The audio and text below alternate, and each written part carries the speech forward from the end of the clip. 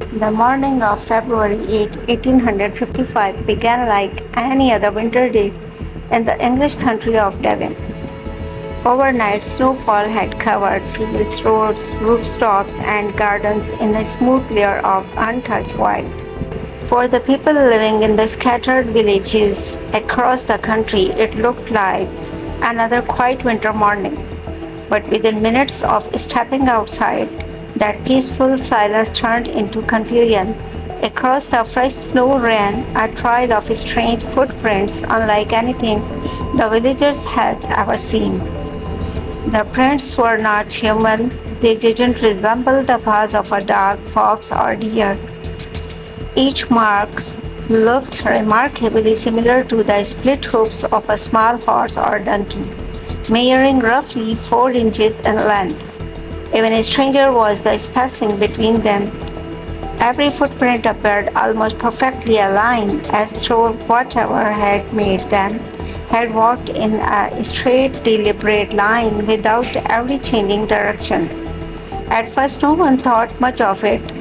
Strange animals' tracks occasionally appeared after snowy rides, but curiosity quickly replaced common sense as people began following the trail. The footprints didn't stop at fences. They didn't end at roads. They didn't disappear inside forests. Instead, they continued for miles after miles, passing through villages including Exmouth, Topsham, Limstones, Dawlish, and several surrounding communities. Soon people from neighboring villages realized they had discovered the same mysterious trail outside their own homes. The mystery was growing larger by the hour. According to reports published in local newspapers, the tracks appeared in multiple locations across Devon following the snowfall during the same night.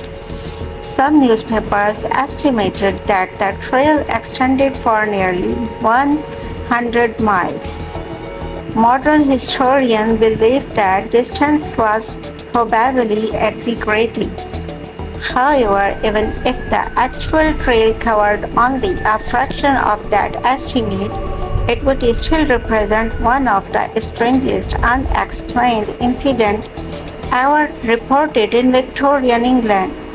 As more witnesses came forward, the description became even more unsettling.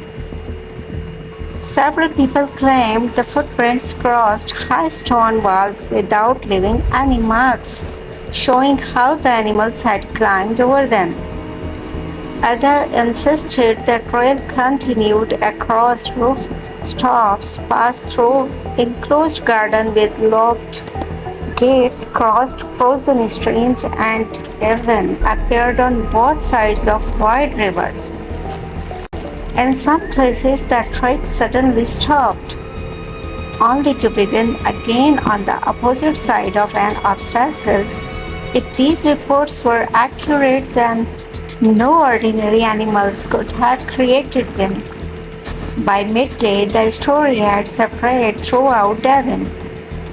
Crowds gathered simply to look at the footprints before the snow melted away. Some measured the distance between the prints. Others compared them with the tracks of horses, sheep, rabbits, foxes, and beggars. Nothing matched. The footprint seems to belong to nothing anyone had ever seen before. Fear slowly replaced curiosity. Victorian England was a deeply religious society, and many peoples were familiar with old European folklores describing the devil as a creature with cloven hoofs that wandered the earth under the cover of darkness. It didn't take long for whispers to begin spreading through the villages. Some believed Satan himself had crossed Devon during the night. Others warned their families not to leave their homes after sunset. Churches became crowded, rumors spread faster than facts, and with every passing hour, the footprints became less of a mystery and more of a legend. Yet, beneath the growing panic, a more important question remained unanswered. Who had actually examined the footprints? Unlike modern investigations, there was no organized forensic team in 1855. There were no crime scene photographs, no plasters cast, and no scientific laboratories waiting to analyze the evidence. Most of what we know today come from eyewitnesses and newspaper reports published in the days that followed. One of the earliest and most influential accounts appeared in the Western Times, a newspaper based in Exeter. It described the strange trick as resembling the hoof of a donkey. Each print measured about 4 inches long and appearing in a remarkably regular pattern. The article also reported something that shocked readers across England. The footprints had allegedly crossed gardens surrounded by walls, passed over haystacks, continued through narrow passages, and appeared in places where no ordinary animals should have been able to travel. Whether every one of those reports was accurate remained uncertain, but at the time people accepted many of these eyewitnesses' accounts as genuine.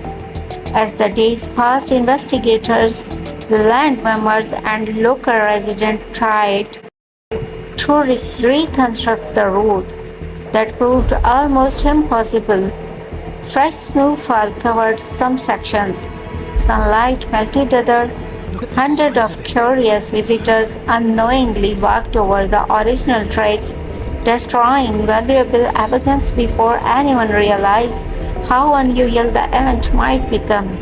The scientific explanation answered some questions but not all of them, and because of that, the devil's footprints refused to disappear from history.